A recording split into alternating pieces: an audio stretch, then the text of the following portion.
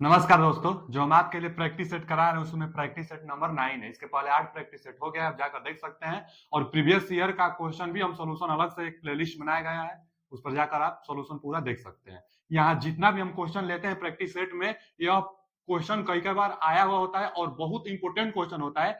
ऐसा क्वेश्चन कि जिस क्वेश्चन के आने की संपूर्ण संभावना हो अथवा इसी से लिंक करके क्वेश्चन आएगा, और तैयारी भी महत्वपूर्ण है आपके लिए, तो इसलिए प्रैक्टिस सेट हम करा रहे हैं। बहुत बच्चे बता रहे हैं कि सर क्वेश्चन की संख्या बढ़ाइए, टाइम मैनेजमेंट नहीं हो पा रहा है, क्वेश्चन की संख्या भी हम बढ़ाएंगे। जैसे एग्जाम का डेट डिक्लेयर हो जाएगा हम पूर्ण रूप से आपके ऊपर लग जाएंगे। तो अभी आप भी प्रैक्टिस करिए और आप ज्यादा से ज्यादा देखिए, एक थ्योरी हम पढ़ाए हैं ना, थ्योरी को एक बार और स्टार्टिंग से शुरुआत करिए और थ्योरी को एक बार और पढ़िए। आप प्रैक्टिस ज्यादा करिए, जो भी बुक हो आपके पास उस बुक से सिलेबस के अकॉर्डिंग प्रैक्टिस जरूर करिए, क्वेश्चन जरूर बनाइए। आपको भी लगेगा कितना तैयारी है, और सिलेबस के अनुसार पढ़िएगा। इलेक्ट्रीशियन में अभी और भी अध्याय होता है, और भी सिलेबस होता है। इलेक्ट्रिकल मेजरिंग इंस्ट्रूमेंट आप नहीं पढ़े हैं, इलेक्ट्रॉनिक्स नहीं पढ़े हैं, बेसिक फंडामेंटल नहीं पढ़े हैं, तो ये सब सिलेबस में ही नहीं है, इसलिए हम पढ़ाए भी नहीं है और आपको भी ये सब नहीं पढ़ना है। तो जो सिलेबस है सिलेबस के अकॉर्डिंग क्वेश्चन बनाइए ज्यादा से ज्यादा, और थ्योरी पढ़िए। थ्योरी सारा हम पढ़ा दिए हैं, तो जाकर प्लेलिस्ट में थ्योरी का भी लिंक है डिस्क्रिप्शन में, यहां से भी आप पढ़ सकते हैं। चलिए चलते हैं क्वेश्चन की तरफ। पहला क्वेश्चन क्या है? पहला क्वेश्चन है यही कि विद्युत चित्रांकन में एक ट्रांसफार्मर को किस प्रकार दर्शाया जाता है। ट्रांसफार्मर को किस प्रकार दर्शाया जाता है? मान लीजिए वो फिगर देकर भी पूछ सकता है कि कौन सा फिगर ट्रांसफार्मर को प्रदर्शित करेगा, और यहाँ तो यह दिया है लिखित रूप में। पहला दिया है कि टू इंटरसेक्टिंग ट्रेंगल, मतलब दो दो त्रिभुज एक दूसरे को प्रतिच्छेदन करे, तो यह तो किसी को प्रदर्शित नहीं करता है, और न ही वर्ग करता है न ही रेखा करता है। इस तीनों किसी को प्रदर्शित नहीं करता है, बस एक ही है वृत्त। जो दो वृत्त एक दूसरे को प्रतिच्छेदन करेंगे यही प्रदर्शित कर सकता है, वो भी किसको? इंस्ट्रूमेंट ट्रांसफार्मर को। यानी एक ही ऑप्शन है कि C option, two intersecting circle. दो गोला दो दो गोला एक दूसरे को अगर इंटरसेक्ट करते हैं तो यह किसको प्रदर्शित करता है? तो इंस्ट्रूमेंट ट्रांसफार्मर को। यही पूछा भी था कि एक ट्रांसफार्मर को, तो ट्रांसफार्मर यही ना, दो गोला करेंगे तब। अच्छा, यह तो किसी को नहीं करते हैं, और भी पूछ सकता है, तो अर्थिंग के लिए पूछ सकता है कि यह फिगर देगा, ऐसे आपको एक फिगर देगा, बड़ा देगा, फिर छोटा, यहां से छोटा, उससे छोटा और उससे छोटा। अब पूछेगा यह किस चीज को प्रदर्शित कर रहा है, यह डायग्राम तो अर्थिंग को प्रदर्शित कर रहा है। अच्छा, यह तो ट्रांसफार्मर का था। टू बाइंडिंग ट्रांसफार्मर के लिए क्या होता है? तो टू बाइंडिंग के लिए कोर बनाया जाता है, इसी पर बाइंडिंग की जाती है। ठीक है ना। प्राइमरी बाइंडिंग एक होता है जिधर सोर्स जोड़ेंगे या जिधर लोड जोड़ेंगे, वह सेकेंडरी बाइंडिंग होता है। तो primary binding, secondary binding, two binding transformer, instrument transformer, और यह अर्थिंग के लिए एक ऑटो ट्रांसफार्मर पूछ सकता है। तो ऑटो ट्रांसफार्मर के लिए क्या होता है बच्चा? एक गोला होता है और यहां से एक ऐसे बनता है, यह बहुत इंपॉर्टेंट है ऑटो ट्रांसफार्मर। तो ऑटो ट्रांसफार्मर का यह इमेज है।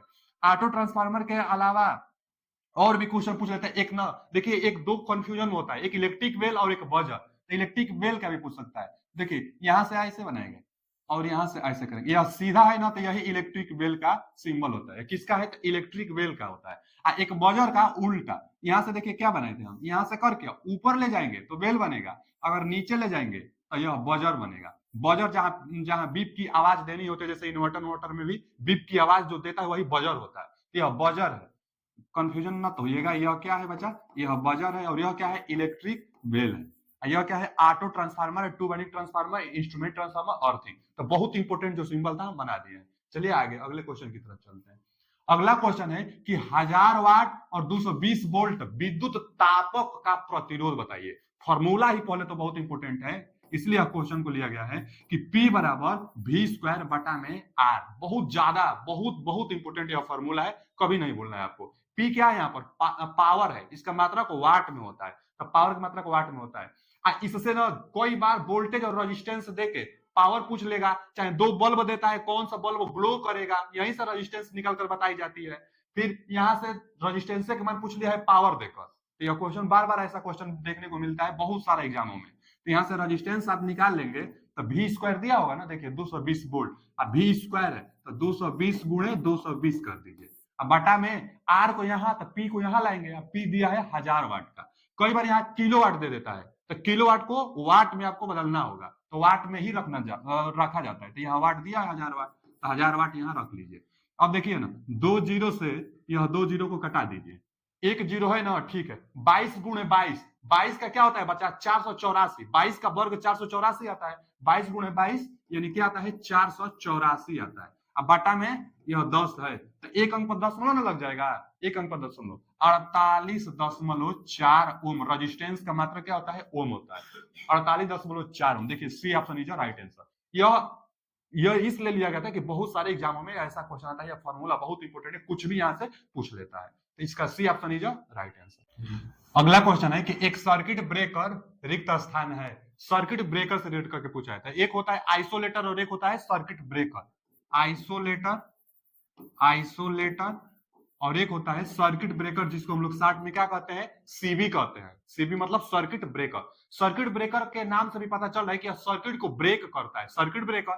आइसोलेटर के नाम से भी पता चल रहा है कि आइसोलेटर मतलब कुछ कुछ इंसुलेशन प्रोवाइड कराता है। तो यह भी सर्किट को ब्रेक करता है, आइसोलेटर भी और सर्किट ब्रेकर भी। दोनों में अंतर क्या है कि जो सर्किट ब्रेकर होता है यह लोड और नो लोड दोनों पर काम करता है। माने on load and no load दोनों पर यह काम कर लेता है। ऑन नो लोड और ऑन लोड मतलब नो लोड और लोड दोनों पर काम करता है circuit breaker. Isolator only no load पर काम करता है, नो लोड पर काम करता है आइसोलेटर नो लोड पर काम करता है। सर्किट ब्रेकर लोड और ऑन लोड दोनों पर काम कर सकता है, मतलब लोड भी रहो और नो लोड रहो तो भी यह काम कर सकता है। ठीक है जी। तो पूछा क्या है कि सर्किट ब्रेकर है, सर्किट ब्रेकर का काम क्या है? तो सर्किट ब्रेकर ना जो करंट होती है सर्किट ब्रेकर में उसी को इंटरप्ट करता है। तो डी ऑप्शन दिखाई दे रहा है कि करंट इंटरप्टिंग डिवाइस। इंटरप्ट का मतलब क्या? बाधा डालना। करंट को बाधा डालना मतलब करंट सर्किट में नहीं प्रवाहित होगी, तो करंट इंटरप्टिंग डिवाइस। इसका D option is right answer. Power factor circuit breaker कुछ काम नहीं करता है। और आगे क्वेश्चन आगे विकल्प इसमें क्या है कि वेव फार्म करेक्टिंग डिवाइस। तो वेव फार्म को करेक्ट नहीं करता है, ट्रांजिएंट के प्रभाव को न्यूट्रलाइज यह नहीं करता है, ट्रांजिएंट के प्रभाव को न्यूट्रलाइज। इसका एक ही ऑप्शन है कि सर्किट ब्रेकर क्या करता है? करंट को इंटरप्ट करता है। D option is right answer. Circuit breaker जो होता है ऑटोमेटिक और मैनुअली दोनों होता है, जबकि आइसोलेटर सिर्फ मैनुअली होता है, माने हाथ द्वारा माने व्यक्तियों द्वारा ही इसको ऑपरेट कराई जाती है। नो लोड पर ऑपरेट होता है आइसोलेटर। यह मैनुअली भी होता है, ऑटोमेटिक भी होता है, लोड पर भी काम करता है, नो लोड पर भी काम करता है सर्किट ब्रेकर। तो इसका कौन सा option? D option is right answer. अगला क्वेश्चन क्या है कि किस प्रकार के सर्किट ब्रेकर में कंप्रेस्ड एयर प्रयुक्त की जाती है? कंप्रेस्ड करके एयर को प्रयोग किसमें किया जाएगा? तो जहां एयर ब्लास्ट करना होता है, क्योंकि जो डिवाइस होगी कंप्रेस्ड एयर उसमें भरी जाती है और जैसे उस डिवाइस को ओपन करते हैं तो एयर की ब्लास्ट होती है। तो कंप्रेस्ड एयर रहेगा तभी ना, तो एयर ब्लास्ट में देखिए ना, एयर ब्लास्ट सर्किट ब्रेकर। इसका D option is right answer. Earth leakage circuit breaker में एयर नहीं होता है, यहाँ कंप्रेस्ड एयर प्रयोग किया। आयल सर्किट ब्रेकर में खुद आयल होता है, वैक्यूम सर्किट ब्रेकर में कुछ होता ही नहीं है। अर्थ लीकेज सर्किट ब्रेकर में हम बताई दिए कि इसमें कुछ एयर नहीं होता है। तो एक ही ऑप्शन हो गया ना एयर प्रयोग होने वाला। एयर ब्लास्ट सर्किट ब्रेकर में किसका प्रयोग किया जाता है? तो D option is right answer, air का, एयर कंप्रेस्ड का। ट्रैक्शन जो प्रणाली होती है ना, ट्रांसमिशन लाइन रेलवे वाला, उसमें भी ट्रांसमिशन में एयर ब्लास्ट सर्किट ब्रेकर का प्रयोग किया जाता है। अगला क्वेश्चन है कि भारतीय बिजली नियम 1956 के अनुसार सभी मध्यम वोल्टेज उपकरणों को अब विकल्प दिया कि कम से कम एक कनेक्शन द्वारा किया जाना चाहिए, तो नहीं, मध्यम और हाई वोल्टेज के लिए 2 अर्थिंग किया जाता है। तो यहाँ एक अर्थिंग किया है तो ये गलत कहा है, किसी अर्थिंग की जरूरत नहीं है तो गलती है। कम से कम 4 अलग अलग, तो 4 अलग अलग भी अर्थिंग से नहीं जोड़ना चाहिए। 2 कम से कम 2 अलग अलग और विशिष्ट कनेक्शनों द्वारा अर्थ को जोड़ना चाहिए। तो D option is right answer. मध्यम वोल्टेज चाहे हाई वोल्टेज दोनों के लिए कम से कम 2 अर्थिंग किया जाता है, ताकि एक अर्थिंग अगर by the way open circuit भी रहे तो एक क्या करे, एक जो सर्किट होगी वह पूर्ण रहेगी, तो अर्थ लीकेज जो भी होगा वह सुरक्षा प्रदान कराएगी। तो इसलिए 2 एकदम नियम है, रूल में बताया गया है 1956 के रूल में बिजली नियम का, कि कम से कम 2 अर्थिंग चाहिए, जहां मीडियम वोल्टेज हो और जहां हाई वोल्टेज हो। तो D option is right answer. अगला क्वेश्चन है कि एक घर में 16 लाइट और 8 पंखे का लोड है। 16 लाइट और 8 पंखे का लोड है। भारतीय मानक संस्था के अनुसार दिए गए लोड के लिए आवश्यक सब सर्किट की न्यूनतम संख्या कितनी होगी? कितना सब सर्किट आप बनाएंगे? तो एक सब सर्किट के लिए हम बताए थे लाइट फैन जब सर्किट कहेगा, यहां भी लाइट का है और पंखा का है। लाइट पंखा माने light fan circuit low voltage के अंतर्गत आता है, इसमें 5 एम्पियर का सॉकेट लगता है, 5 से 6 एम्पियर का सॉकेट लगता है। और कितना पॉइंट बना सकते हैं? तो 10। 1 2 3 4 5 6 7 8 9 10, यानी 10 पॉइंट होता है, 10 पॉइंट होता है और 800 वाट का लोड आप दे सकते हैं एक सब सर्किट के। एक सब सर्किट में 10 पॉइंट और 800 वाट का लोड दे सकते हैं। अगर यही पावर सर्किट रहता तो 3000 वाट और 2 पॉइंट दिया जाता है। यहाँ लाइट फैन सब सर्किट है तो 10 पॉइंट और 800 वाट इसको दिया जाएगा। अब टोटल कितना पॉइंट है यहाँ देखिए, 16 लाइट है तो 16 पॉइंट यहां बनेगा और 8 पंखे हैं तो 8 पॉइंट इसके लिए बनेगा। तो 16 और 8 यानी 24 पॉइंट टोटल हो रहा है।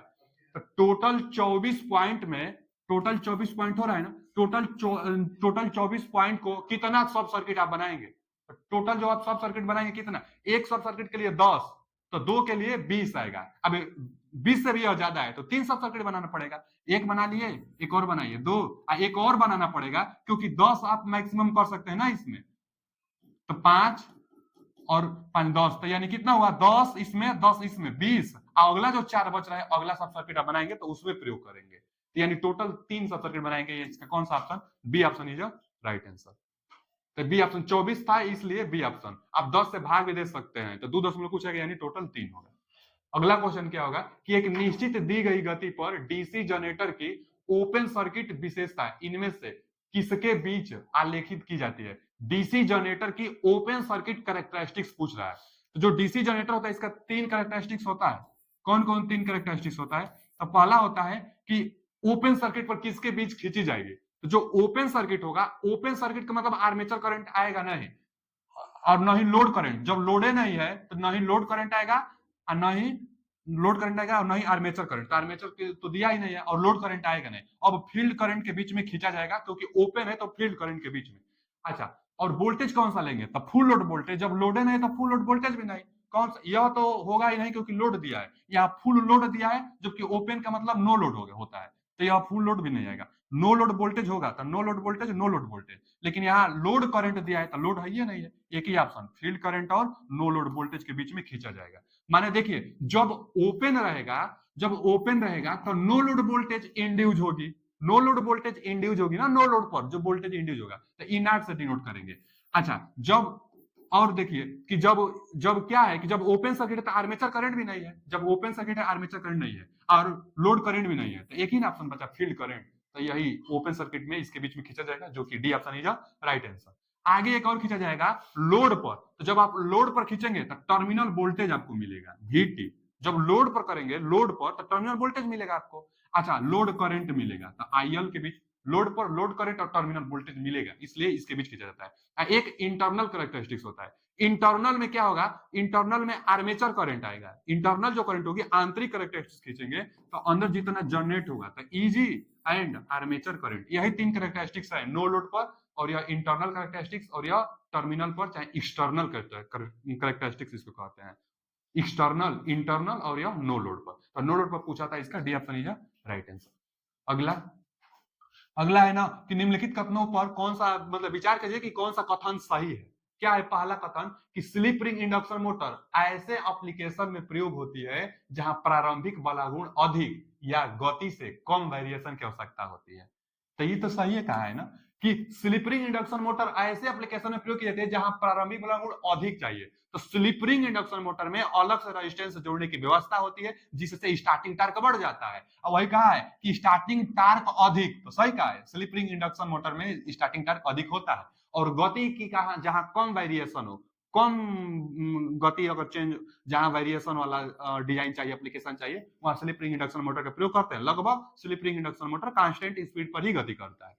ठीक है जी। तो स्टार्टिंग टार्क अच्छा होता है, स्लिप रिंग का अलग से रेजिस्टेंस जोड़ने की व्यवस्था होती है। दूसरा कथन क्या कर रहा है कि यूनिवर्सल मोटर आमतौर पर क्रेन, कर्सर, बाल और एसएजी मिल में प्रयोग किया जाता है। तो भैया क्रेन और रेन में सीरीज मोटर का प्रयोग करते हैं, डीसी सीरीज मोटर का क्रेन में प्रयोग किया जाता है। यहाँ यूनिवर्सल मोटर बोल दिया है तो यूनिवर्सल मोटर नहीं, इसका दूसरा ऑप्शन गलत है। तो पहला सही और दूसरा गलत। क्या कहा है कि केवल कथन 2 सही है, गलत। कथन 1 और 2 दोनों सही है, यह भी गलत है। कथन 1 और 2 दोनों गलत है, यह भी गलत है। केवल 1 सही है तो यही सही है, डी ऑप्शन, केवल पहला कथन सही है। अच्छा जी, यूनिवर्सल मोटर का प्रयोग कहां होगा? देखिए यूनिवर्सल मोटर डीसी मोटर की तरह बिहेवियर दर्शाता है लेकिन यूनिवर्सल मोटर का प्रयोग मिक्सचर में, फूड मिक्सचर में पूछता है, तब यूनिवर्सल मोटर का प्रयोग करते हैं, जो कि यूनिवर्सल मोटर एसी डीसी दोनों पर काम करता है।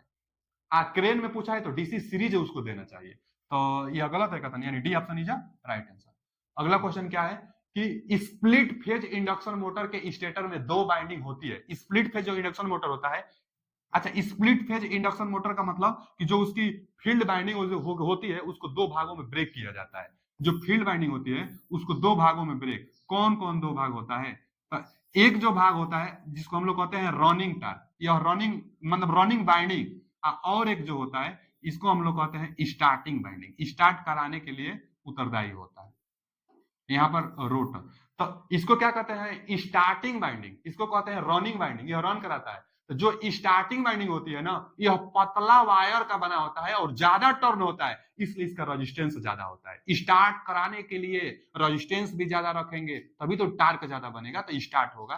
तो स्टार्टिंग है, इसका रेजिस्टेंस ज्यादा, क्यों? क्योंकि पतला वायर से और ज्यादा टर्न से बनता है। और यह रनिंग बाइंडिंग है, यह हमेशा देखिए ना, इसमें एक सेंट्रीफ्यूगल स्विच भी लगा रहता है। यहाँ सीरीज में स्टार्टिंग बाइंडिंग के साथ सीरीज में एक सेंट्रीफ्यूगल स्विच लगा रहता है। सेंट्रीफ्यूगल स्विच क्या काम करता है कि जैसे 70 से 80% का स्पीड पकड़ेगा रोटर, वैसे एक बाहर की तरफ सेंट्रीफ्यूगल फोर्स लगेगा जिससे स्विच ओपन हो जाएगी, तो यह इसका काम अब डिस्कनेक्ट हो जाएगा। यानी जो स्टार्टिंग बाइंडिंग है डिस्कनेक्ट, केवल रनिंग बाइंडिंग के कारण ही यह रोटेट करती रहेगी। स्टार्टिंग में टार्क ज्यादा होता है, ज्यादा चाहिए होता है स्टार्ट कराने के लिए, इसलिए उस बाइंडिंग को हम लोग बनाएंगे। स्प्लिट किए, रनिंग बाइंडिंग को दो भागों में ब्रेक किए। कितना अंश पर ब्रेक किया जाता है? 90 डिग्री पर। पूछता है क्वेश्चन कि रनिंग बाइंडिंग और स्टार्टिंग बाइंडिंग के बीच में कितना अंश का एंगल होता है? 90 अंश का एंगल होता है। इसका रेजिस्टेंस ज्यादा होता है, और जहां रेजिस्टेंस ज्यादा वहां इंडक्टेंस कम, क्योंकि एल बराबर फॉर्मूला होता है म्यू नॉट एन स्क्वायर ए बटा में एल। यह एक फॉर्मूला, यह फॉर्मूला भी बहुत इंपॉर्टेंट है।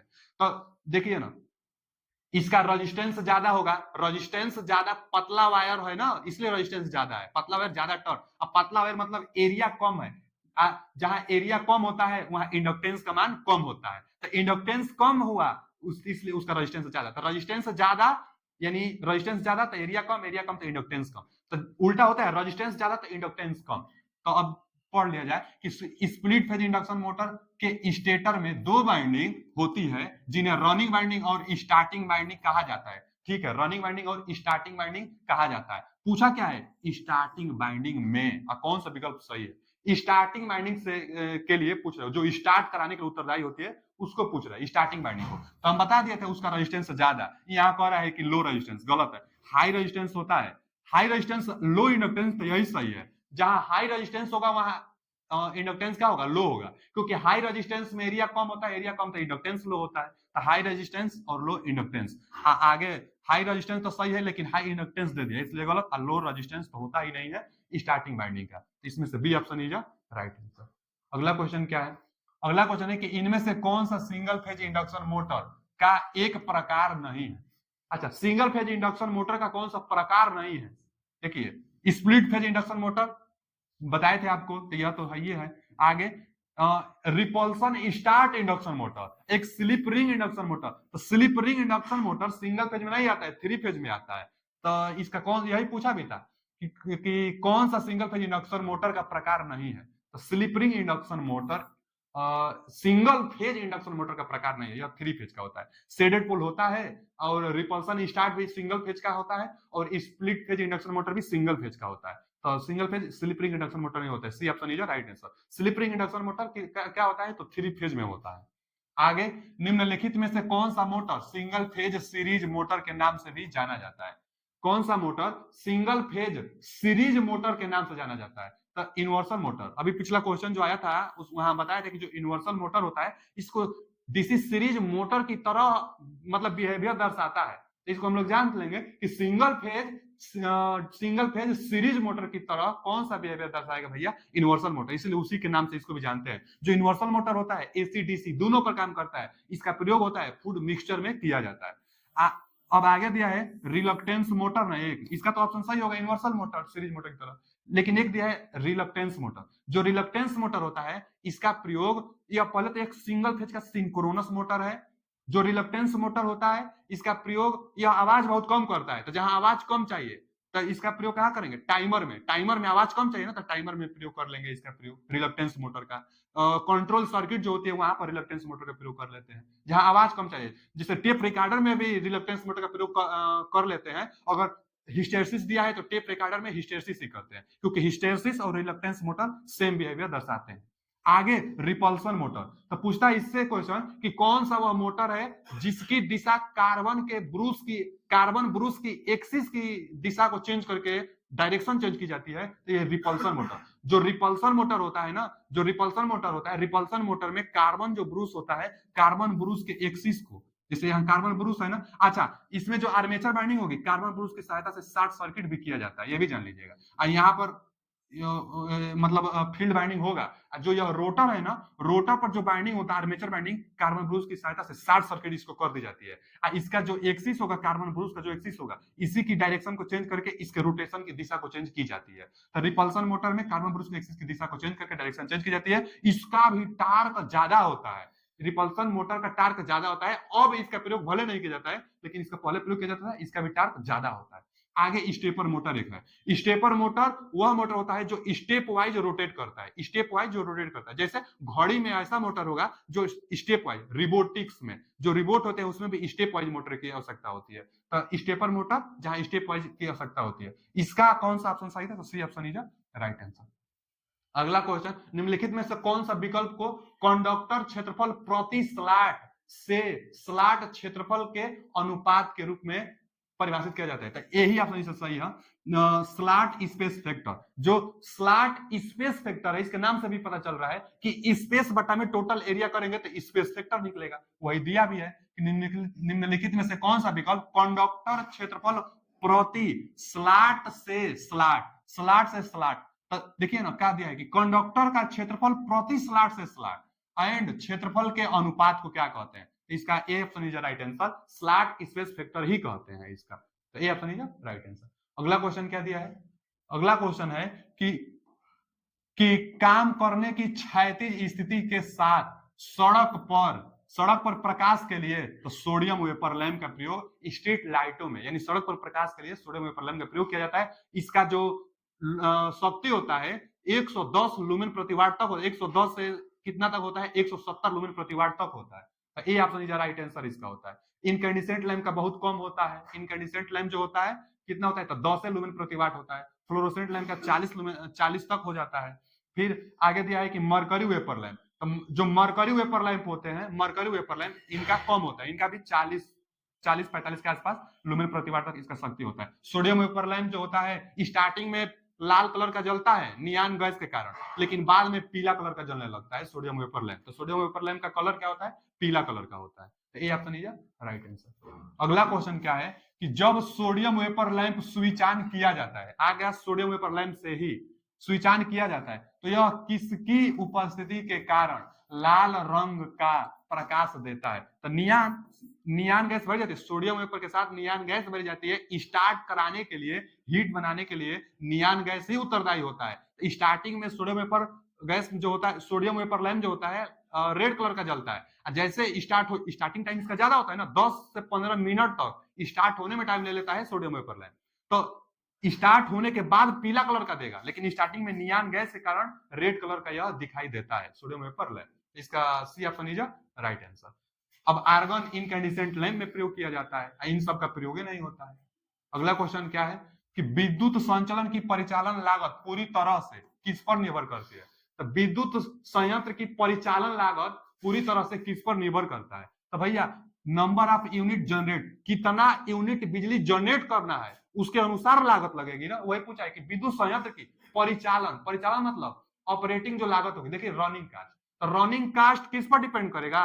रनिंग कास्ट जितना आपको बिजली बनानी होगी उस पर डिपेंड करेगा, कितना बिजली बनानी उस पर रनिंग कास्ट। क्यों? क्योंकि ईंधन का खर्च, मजदूरों का खर्च, ये सब डिपेंड करेगा कितना यूनिट जनरेट करना होता है। तो वही उत्पन्न इकाइयों की संख्या, कितना बिजली बनानी है उसके अनुसार रनिंग कास्ट डिपेंड करता है। तो कौन सा ऑप्शन सही है इसका? B option is right answer.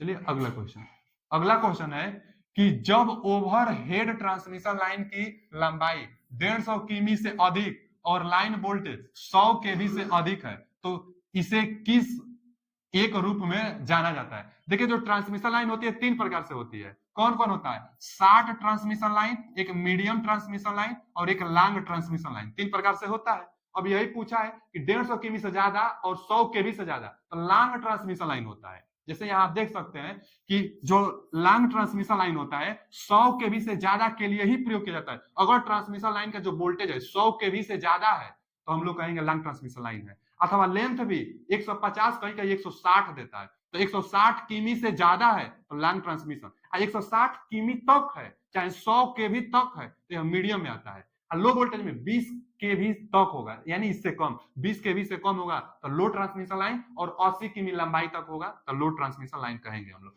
माने छोटी 60 ट्रांसमिशन लाइन और मीडियम ट्रांसमिशन लाइन क्या होता है तो 100 केवी तक। इसमें कौन सा ऑप्शन सही होगा? इसमें दिया है कि एक ट्रांसमिशन लाइन की लंबाई 150 से अधिक है और लाइन वोल्टेज भी 100 केवी से अधिक है तो long transmission line, B option is your right answer. Transmission line के बारे में भी हम पढ़ाए हैं, अब जाकर थ्योरी में पढ़ सकते हैं तो यहां से भी देख सकते हैं। अगला क्वेश्चन क्या है? अगला क्वेश्चन है कि 3 फेज 4 वायर एसी सिस्टम में वोल्टेज असंतुलन निम्न में से किस कारण होता है? और देखिए ना, पहले तो 3 फेज 4 वायर डिस्ट्रीब्यूटर है, इसमें जो सप्लाई वोल्टेज होगा वो असंतुलन किसके कारण होगा? जब संतुलन में होगा 3 फेज 4 वायर तो 3 तो फेज का होता है आर वाई बी और एक किसका होता है? न्यूट्रल का। तो जब यह बैलेंस में होता है, जब यह बैलेंस में होता है तो न्यूट्रल में कोई करंट नहीं जाता है। जो न्यूट्रल होती है इसमें करंट का मान 0 होता है। बैलेंस सिचुएशन में न्यूट्रल में करंट 0 होता है, लेकिन जब अनबैलेंस हो जाएगी तो न्यूट्रल में भी कुछ ना कुछ करंट फ्लो होने लगती है। अनबैलेंस कब होगी यही पूछा हुआ है। तो अब अनबैलेंस कब हो जाएगा बाबू? तो बैलेंस में तो मान लीजिए करंट नहीं है, लेकिन अनबैलेंस कब होगा? किसी एक फेज पर लोड ज्यादा बढ़ जाए तो अनबैलेंस हो जाएंगे। यही चाहिए होता है बैलेंस में कि तीनों पर लोड लगभग में बराबर है, लेकिन अगर किसी एक पर लोड ज्यादा हो जाएगा तो अनबैलेंस हो गए। अनबैलेंस के केस में न्यूट्रल में भी करंट फ्लो होने लगती है। तो वही पूछा है कि वोल्टेज असंतुलन मतलब अनबैलेंस कब होगा? तो सिंक्रोनस कंडेंसर के उपयोग से नहीं, तो पावर फैक्टर सुधारता है, इससे नहीं होगा। सर्विस मेंस पर धारिता प्रभाव से, कैपेसिटिव जो इफेक्ट होता है उससे भी नहीं होता है। आगे अनबैलेंस सिंगल फेज लोड पर, तो यही सही है ना, किसी एक सिंगल फेज लोड से अनबैलेंस हो सकती है। तो यह सही है इसका कि सिंगल फेज जो लोड अनबैलेंस होगा, ज्यादा लोड अगर एक ही पर पड़ जाएगा एक पर नहीं पड़ेगा तो अनबैलेंस होगा।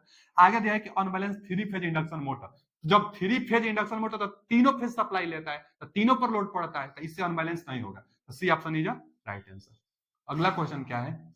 अगला क्वेश्चन है कि वितरण प्रणाली के निम्नलिखित में से किस भाग को एक कंडक्टर के रूप में परिभाषित किया जा सकता है जो सब स्टेशन को उस क्षेत्र से जोड़ता है जहां बिजली वितरित की जानी है? माने सब स्टेशन को डिस्ट्रीब्यूटर तक, लोकल सब स्टेशन तक जोड़ने वाला पूछ रहा है, तभी तो वहां से बिजली डिस्ट्रीब्यूट की जाती है। यहाँ सब स्टेशन है, यहाँ लोकल सब स्टेशन डिस्ट्रीब्यूट किया जाना है, माने 3 फेज और एक न्यूट्रल 4 वायर वाला, तो यहां से यहां तक जोड़ने के लिए किसका प्रयोग करते हैं? तो फीडर का प्रयोग करते हैं। पढ़ लीजिए कि वितरण प्रणाली के निम्नलिखित में से किस भाग को एक कंडक्टर के रूप में परिभाषित किया जा सकता है जो सब स्टेशन को उस क्षेत्र से जोड़ता है जहां बिजली को वितरित की जानी है? तो बच्चा फीडर, जहां बिजली को वितरित की जानी है यहां से की जाती है, और सब स्टेशन से यहां तक जोड़ने के लिए किस वायर से जोड़ते हैं? तो फीडर से जोड़ते हैं। तो इसका कौन सा option? B option is right answer. Video कैसा लगा कमेंट में जरूर बताइएगा। थैंक यू, धन्यवाद। पीडीएफ पाने के लिए डिस्क्रिप्शन में लिंक लगा हुआ है, मौर्य टेक्निकल 25 पर टेलीग्राम लिंक ज्वाइन हो जाइए।